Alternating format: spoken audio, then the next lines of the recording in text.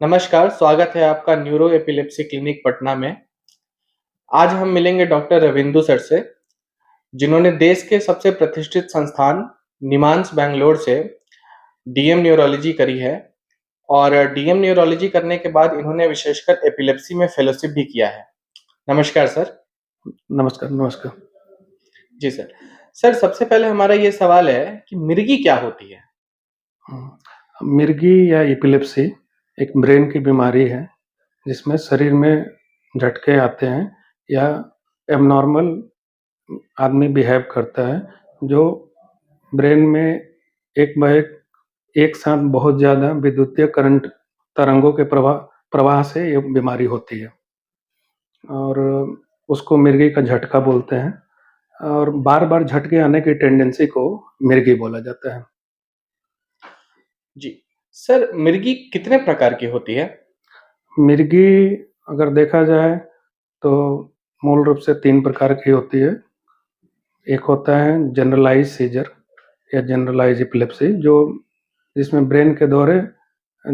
मिर्गी के दौरे ब्रेन के दोनों भाग से एक साथ एक शुरू होते हैं।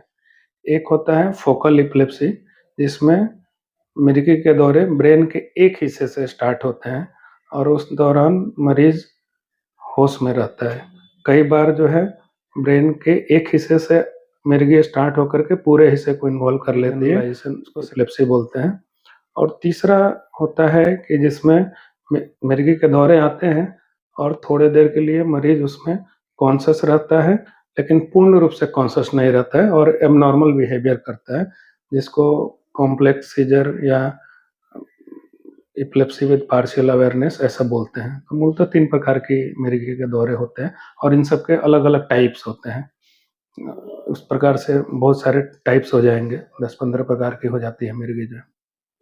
जी। सर, कई बार मरीज बोलते हैं कि दवाई चल रही है फिर भी मिर्गी आ रही है। इसका कारण सर? इसके कई कारण हो सकते हैं।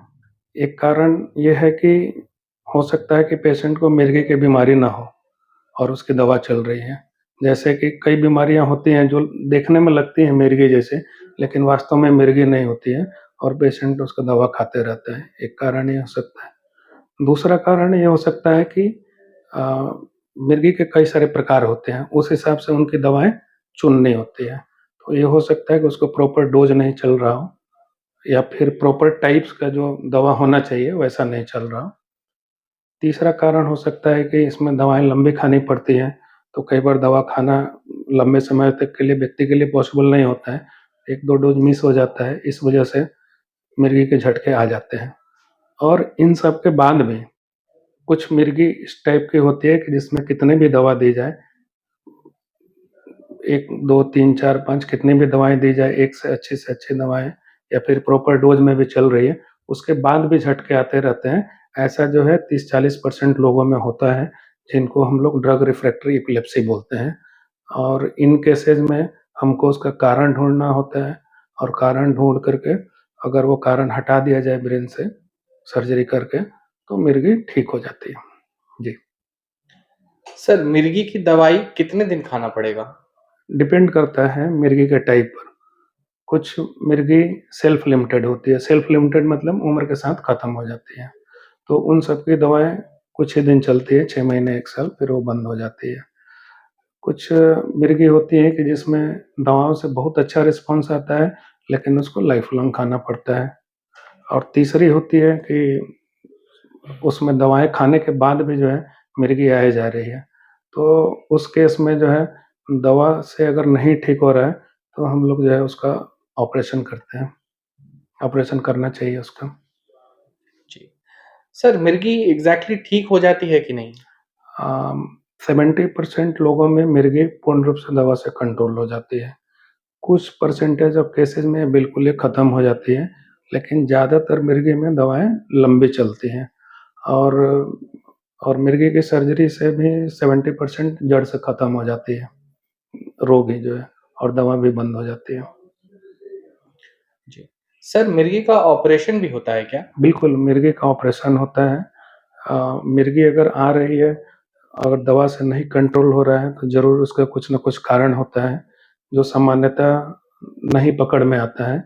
उसके लिए good quality epilepsy protocol MRI करना चाहिए, या और भी मॉडलिटी हैं, ब्रेन का PET scan, SPECT scan, video EEG, इन सब चीज़ों से पता करते हैं हम लोग कि ब्रेन के किस हिस्से से मिर्गी के दौरे शुरू हो रहे हैं। अगर वो हिस्सा पकड़ में आ जाता है, फिर उस हिस्से को अगर हटा सकते हैं, तो हटा देने के बाद वो बीमारी जड़ से ख़त्म हो जाती है। अगर सर्जरी करने लायक नहीं बचा, तो हम उस केस में ब्रेन में पेसमेकर डालना है, या फिर गले में पेसमेकर नुमा यंत्र डाल करके उसको कंट्रोल किया जाता है। तो बिल्कुल मिर्गी की सर्जरी होती है।